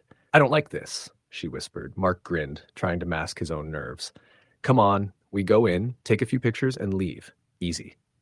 The house smelled like mold and something old and sour like wet earth. We flicked on our flashlights and swept the beams across the room. Torn wallpaper hung like shreds of skin. Furniture sat overturned, broken glass glittered on the floor. There were jack-o'-lanterns everywhere. Dozens of them. Some fresh, some rotten, their faces twisted and melted. Candles still burned inside a few of them, the wax dripping down onto the warped wood floor. "Who the hell is lighting these?" Danny whispered. We moved cautiously from room to room. The deeper we went, the stronger that earthy, rotting smell got. In one of the rooms, there was a table covered in pumpkin guts, seeds, pulp, half-carved faces. The walls were smeared with orange and brown handprints. Jess started shaking. "Guys, seriously, let's go." But Mark had that reckless look in his eyes. "Just one more floor," he said, pointing his flashlight toward the staircase. We climbed, every step creaking beneath us. The air felt thick, almost humid. And then we heard it, a faint scraping sound, like something dragging across the floor upstairs. Jess gripped my arm. "What is that?" "Probably an animal," I said, but my voice trembled. At the top of the stairs, the hallway stretched out, lined with closed doors. The scraping came again, louder this time, from the last room on the left. Danny whispered, "Do we check it out?" Mark nodded, swallowing hard. He reached for the doorknob and pushed. The door creaked open to reveal a small room, lit by a dozen candles arranged in a circle. In the center sat a large pumpkin, carved into a grotesque face, its mouth jagged, its eyes deep and hollow. But that wasn't the worst part. Inside it, something moved. The pumpkin pulsed. I swear to God, it was breathing. The carved mouth expanded and contracted, and from inside came a wet, gurgling sound. Jess screamed, and that broke whatever trance we were under. The candle flames flickered violently, and suddenly the room plunged into darkness. I heard something slam the door behind us. Danny yelled, fumbling for his flashlight. When the beam flicked back on, the pumpkin was gone. So were the candles. But in their place, carved into the wooden floor, were words, fresh as if burned into the boards. Leave or stay forever. Mark didn't need telling twice. He yanked the door open, and we bolted down the stairs. The air seemed to close in around us. The house groaned, the walls almost pulsing. The jack-o'-lanterns that had been still before now flickered wildly, the candlelight dancing like eyes following us. We burst through the front door and tore down the hill. My chest felt like it was going to explode. When we reached the car, we piled in, slamming the doors shut. The headlights cut through the fog, and for a moment I thought we were safe. Then Jess gasped, pointing. Up at the house, in the window where the light had first flickered, stood a figure. It wasn't moving, just standing there, head tilted slightly, holding what looked like one of the pumpkins. Even from the road, I could see its grin, too wide, too sharp. Mark floored the gas pedal. We didn't stop until we hit town, shaking and pale. Nobody spoke for a long time. The next morning, I tried to find the pumpkin house again. I drove down County Road 9, but where the gravel shoulder had been, there was nothing. Just empty woods. No hill, no house, not even a foundation. I thought maybe I had the wrong road, but I drove it 3 times. Nothing. That night, I couldn't sleep. Every time I closed my eyes, I saw the carved faces of those jack-o'-lanterns, grinning from the dark. Around 2 a.m., I got up for a drink of water and looked out the kitchen window. My heart stopped. Sitting on my front porch was a single pumpkin, freshly carved.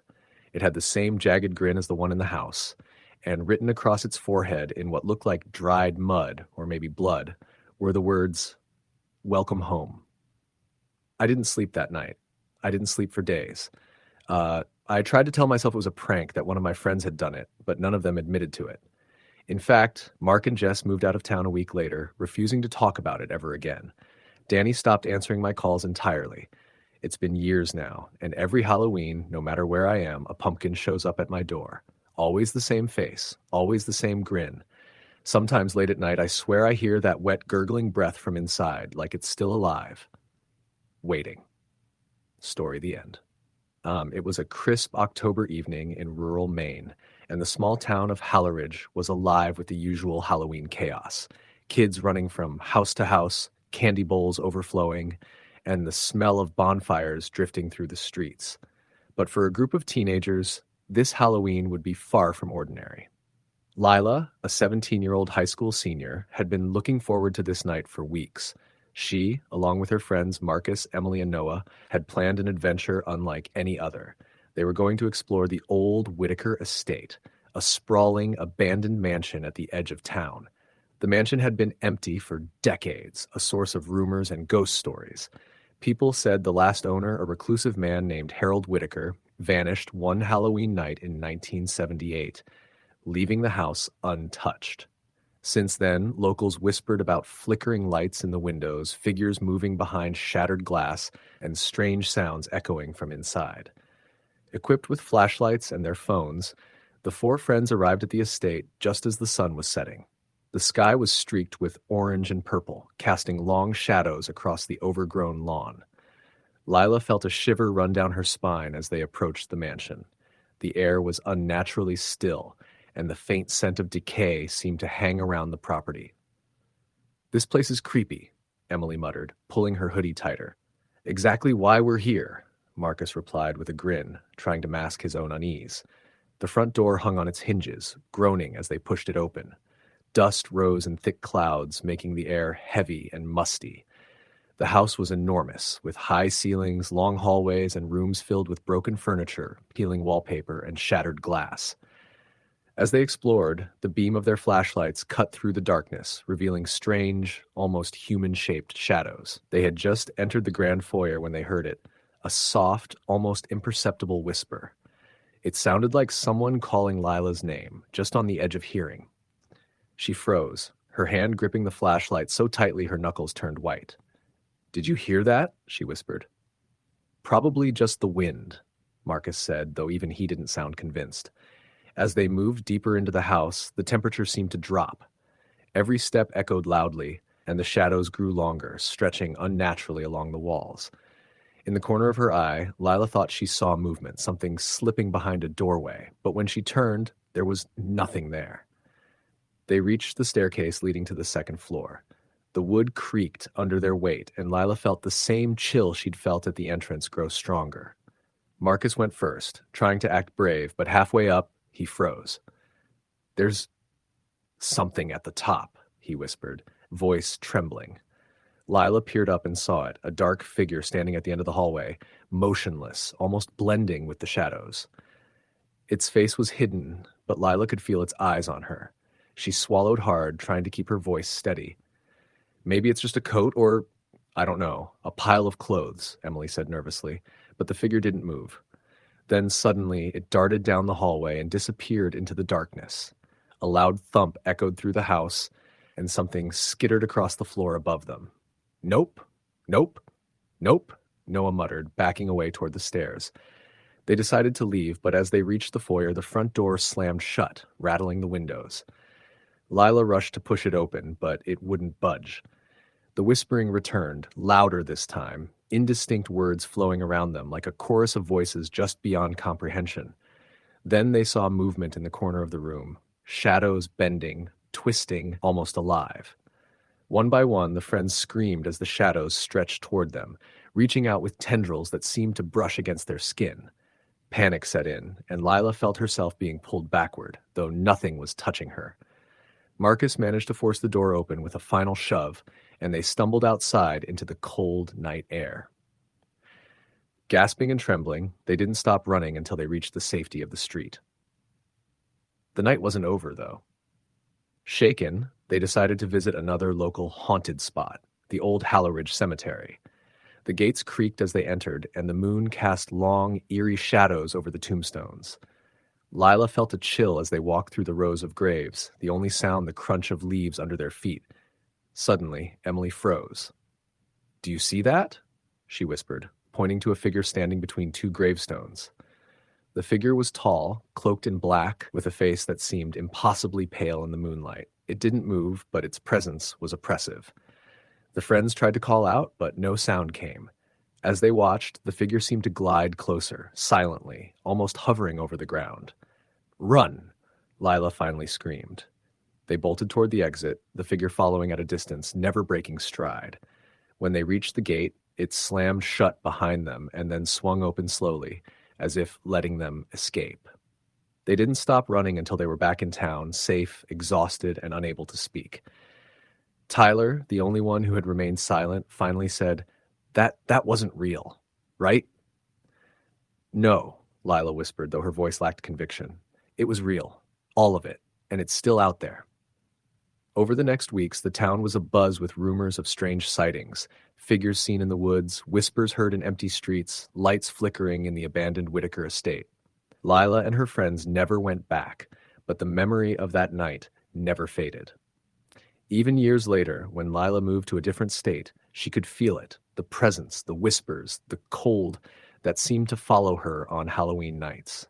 She would see shadows from the corner of her eye, and sometimes she would hear a faint voice calling her name. It was subtle, almost imperceptible, but she knew it was the same darkness from that night in Halloridge, patient and waiting. Halloween had changed for her forever. It was no longer just a night of costumes, candy, and laughter.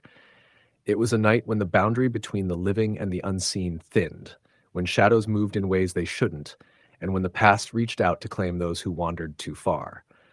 And every year, as the leaves turned and the air grew cold, Lila felt it, lurking just beyond the edge of the light, watching, waiting, knowing that Halloween would always belong to the unseen, the shadows, and the things that could never be explained. Story the end. It was Halloween night, 2018, in a small town in northern Ohio. I was 27 then, working as a delivery driver for a local pizza shop. Most of my nights were the same: deliveries, gas station coffee, and long, quiet drives on empty streets. But that Halloween was different. I still think about it more than I want to. The night started normal enough. The town was decked out for the holiday.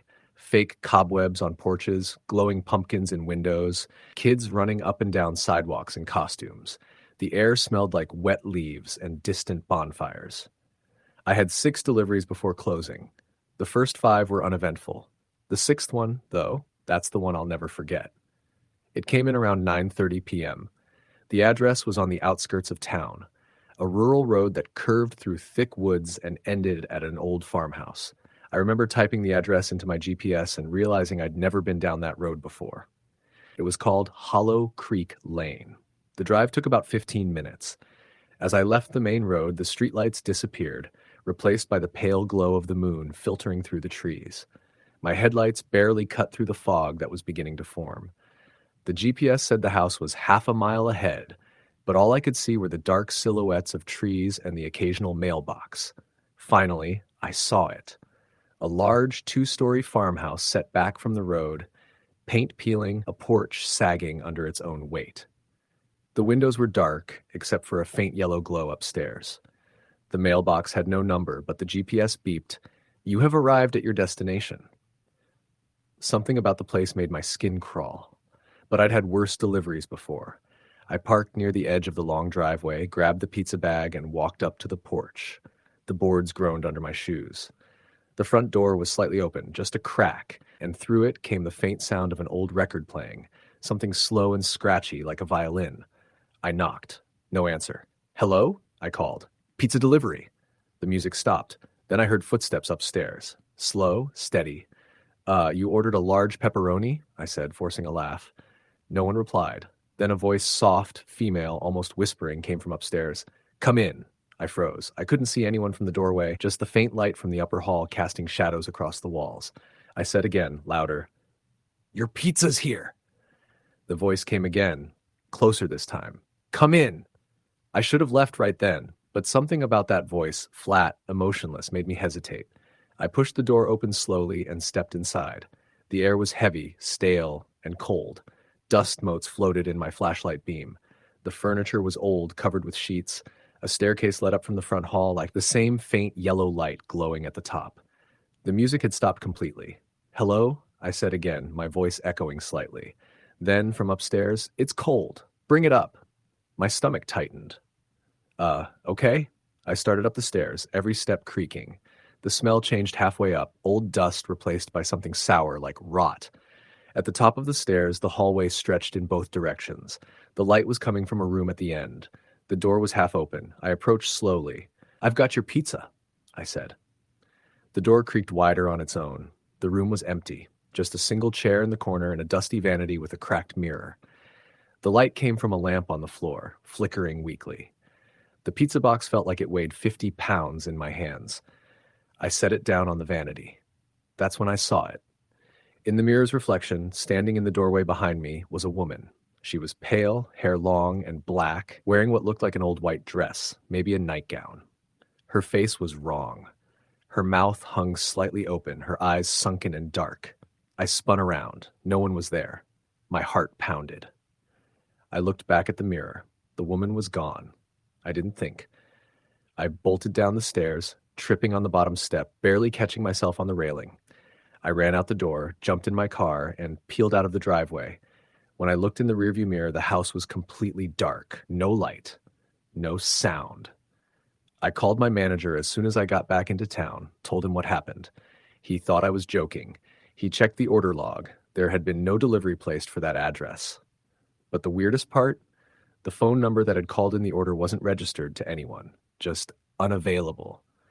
I tried to shrug it off as a prank or a mistake, but that night, when I got home, I set the pizza bag down by the door and realized there was still a box inside. It was the same one I'd left in that room, same label, same handwriting. The box was cold to the touch. I opened it slowly. Inside was a single slice. The cheese was moldy, black in places, like it had been sitting for years. and on the inside of the lid, scrawled in something dark and smudged, were 3 words: "Thank you, Tom." No one knew my name. I never gave it. For the next few weeks, strange things started happening. I'd wake up at night to the sound of footsteps in my hallway, which were slow and deliberate. My phone would ring, showing unknown caller, and when I answered, there would be only silence or faint static like an old record playing. One night, around 2 a.m., I woke up to the smell of rot again. I turned on the light. Sitting on my kitchen table was that same pizza box. I had thrown it away days before. The box was open this time. Inside was a small photograph, black and white, old. It showed the farmhouse, but instead of looking abandoned, it looked new, clean, lived in. Standing on the porch was a woman, the same woman from the mirror, and beside her was a man, me, or someone who looked exactly like me. I dropped the photo, shaking. My stomach turned. I grabbed the box, ran it outside, and threw it in the dumpster. But the next morning, it was back on my kitchen table. Every Halloween since then, it appears again. Sometimes in my car, sometimes on my doorstep. Always the same box, always the same photograph. And every time the man in the picture looks a little bit older.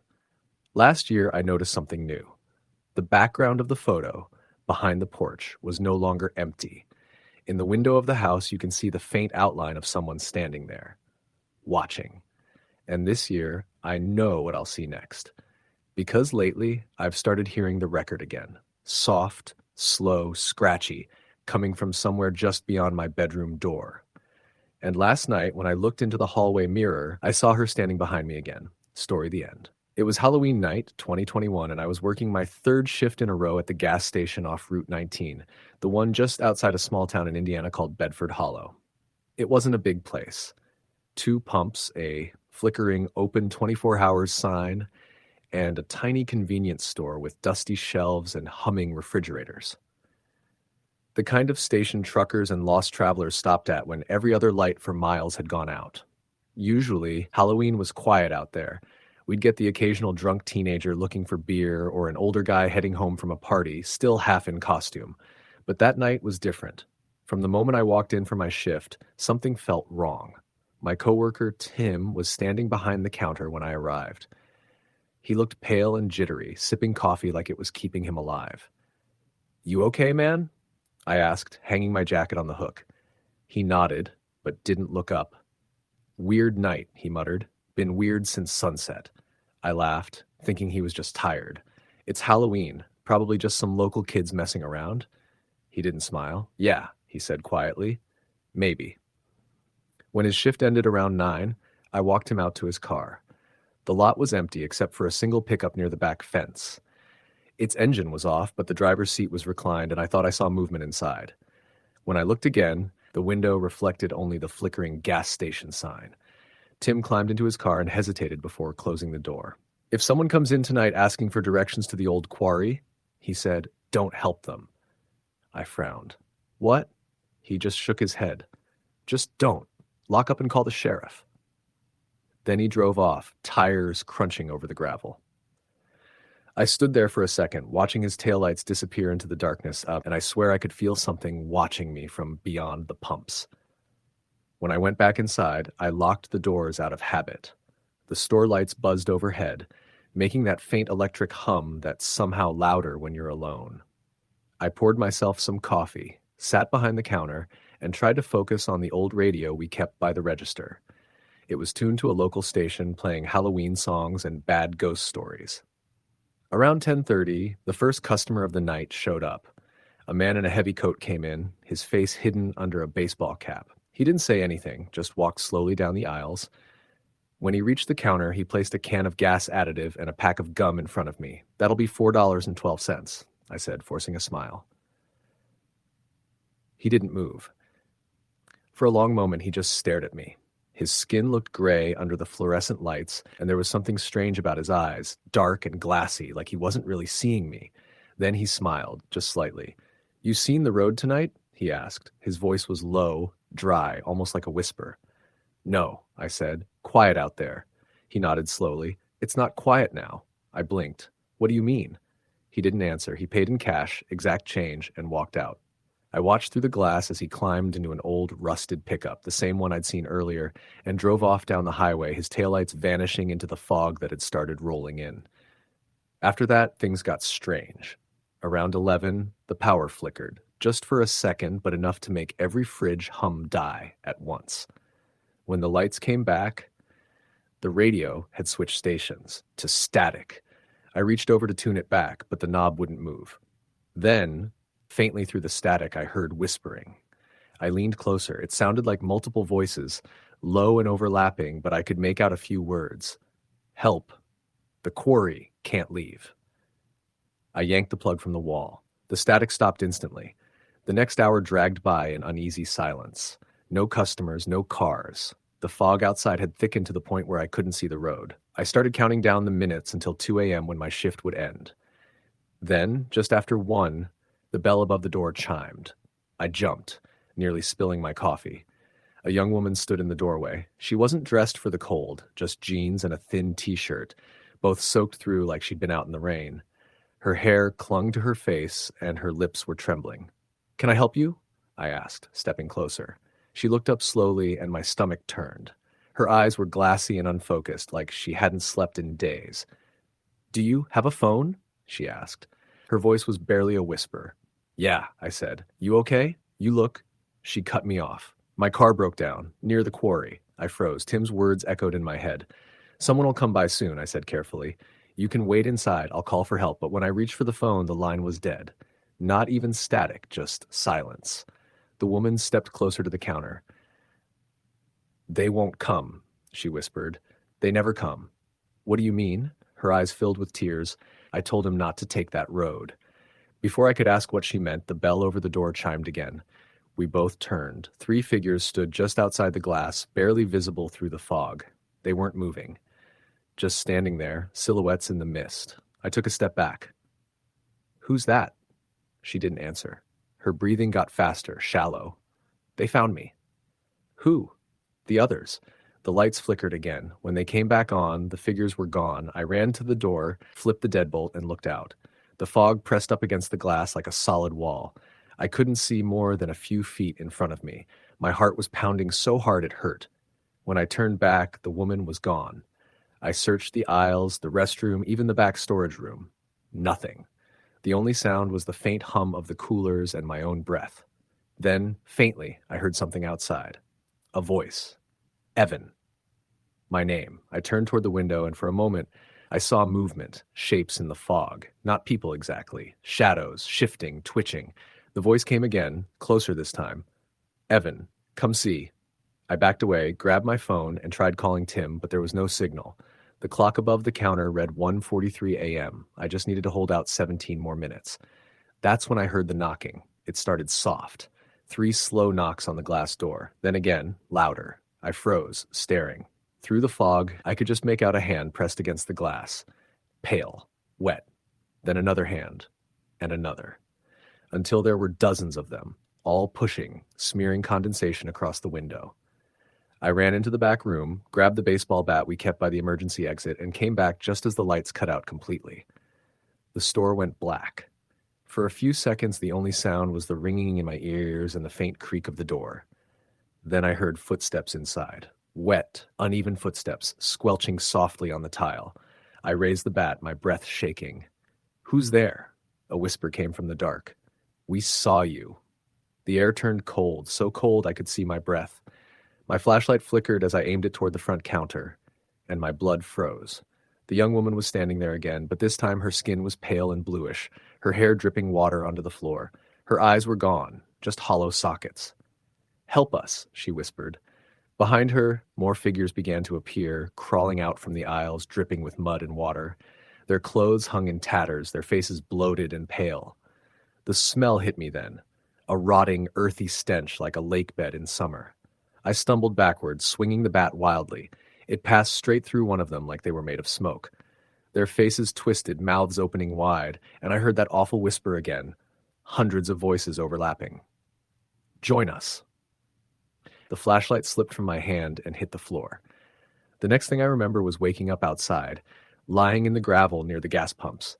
The sun was just starting to rise. The store behind me looked untouched. Lights off, doors locked. My phone said 7:12 a.m. I quit that day. Told my boss I wasn't feeling well and never went back. A week later, I saw a news report about an accident near the old quarry. A car had been found submerged in the pond there, half buried in the mud. Inside were 3 bodies, a man, a woman, and a child. The plates matched a missing persons report from 1973. The part that made my stomach turn was the last line of the report. Authorities say the car's headlights were still faintly glowing when divers reached it. Every Halloween since, I get the same feeling when the fog rolls in at night, that cold, heavy stillness.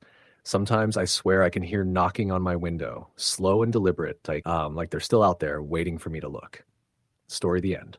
It was Halloween night in 2019, the kind that seemed too quiet for a small town like Ridgway, Pennsylvania. The leaves were dry, the air carried the sharp bite of approaching winter, and the streets were emptier than usual.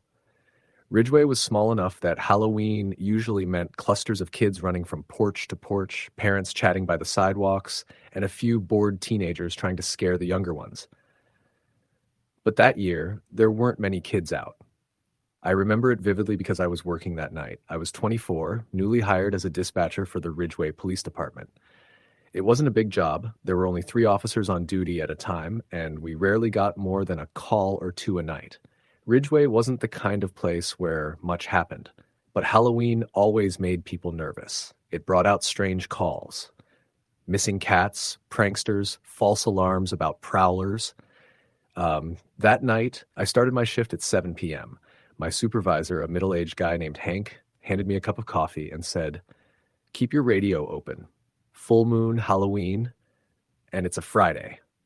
Always gets weird." He wasn't wrong. By 9 p.m., I'd already gotten 2 calls about kids throwing eggs at windows, one about a drunk guy dressed as a clown sleeping behind the gas station, and one from a woman claiming she'd seen someone standing in her backyard wearing a mask that looked like skin. The last one turned out to be a scarecrow her neighbor had set up, but the way she'd said it, her voice trembling, stuck with me. It was around 11:27 p.m. when the call came in that I'll never forget. The line crackled, and a woman's voice came through. Soft but urgent. 911, what's your emergency? I said. The woman paused for a second before whispering, "There's someone in my house." Her voice was shaking. I could hear faint breathing on the line. "Okay, ma'am, I need you to stay calm," I said. "Can you tell me your name and address?" "Lisa," she whispered. "My address is—" She stopped like she was listening. "He's upstairs." My stomach tightened. "Where are you right now, Lisa?" "I'm in the kitchen. My husband's at work. I thought it was the wind at first, but I heard the stairs creak. He's walking around up there. I can hear him." I typed the address into the system. 1246 Pine Hollow Road. Fry's, I knew it. It was out near the edge of town, a half-mile from the old quarry. Isolated. "I've got officers on the way," I said, trying to sound calm even though my heart was pounding. "Do you have a place to hide?" "Yes," she whispered. "There's a pantry. The line went dead. I called back immediately. No answer. Hank had already stood up behind me. "Where?" "Pine Hollow," I said, grabbing the radio. "Unit 3, we've got a possible break-in. 1246 Pine Hollow Road." Caller disconnected. Officer Reynolds confirmed he was en route. It took about 12 minutes for him to get there. 12 of the longest minutes of my life. I kept calling Lisa's number, but she never picked up. When Reynolds arrived, he radioed in. "Dispatch, I'm on scene. Front door's open." He sounded uneasy. "Do you see any signs of movement?" I asked. "Negative," he said. "Lights are off. House looks empty." A pause. Then, "Wait, I hear something. Upstairs." Static filled the radio. Then silence. "Reynolds?" I said. "Come in." No response. The clock on my monitor read 11:47. Hank grabbed the backup unit, and both of us listened as the radio crackled again. "Dispatch." Reynolds' voice low and shaky. There's no one here, but there's something you need to see." "What is it?" I asked. He didn't answer right away. Then, almost in a whisper, he said, "There's a body in the pantry." I froze. Hank's eyes went wide. Reynolds continued, his voice trembling. "Female, late 20s, been dead for days." That couldn't be right. I just talked to her. I checked the time again. The call had come in less than 20 minutes earlier. "Reynolds, confirm," I said. "You're sure it's her?" He didn't answer at first. Then, quietly, Yeah, she's got a phone in her hand. Something cold ran through me. Is it? It's still warm, he said. The house was sealed off after that. State police came in, took photos, collected evidence, the whole thing. They found no sign of forced entry. No footprints, no fingerprints, no one else in the house. But the weirdest part? The call logs showed Lisa's number had been disconnected for nearly a week. The coroner estimated she'd been dead for at least 5 days. Everyone tried to make sense of it. Hank said maybe the phone system glitched, maybe the timestamp was wrong. But I remembered her voice too clearly, the way she whispered, "He's upstairs." I didn't sleep much after that. About a week later, around 2:45 a.m., I was sitting alone in the dispatch room when the phone rang again. I jumped so hard my coffee spilled. I wiped it up. 911, what's your emergency? Nothing at first, just static. Then a soft, familiar voice, "He's upstairs." My hand went numb. "Lisa?" I whispered. The line clicked dead. When I pulled up the caller ID, the screen said, "Unknown number." I tried to trace it. Nothing. No signal, no origin. I told myself it was stress. Maybe someone prank calling the station. But it didn't stop. Every year since, always on Halloween night, sometime between 11 p.m. and midnight, the line rings. Always the same. Always her voice. Last year, the recording picked it up clearly. You can hear me answering, then her whisper, "He's upstairs." And in the background, faintly something else. A creaking noise, footsteps, slow, heavy, coming down the stairs. The department tried to trace the number again. This time it showed a GPS ping from inside the station, from the empty storage room right behind my desk. I didn't check. I didn't want to. But sometimes when I work the night shift alone, I hear the floor creak behind that door. Just once or twice, soft, like someone shifting their weight, and if I listen hard enough, I can almost hear her voice again, whispering through the static. "He's upstairs." Story, the end.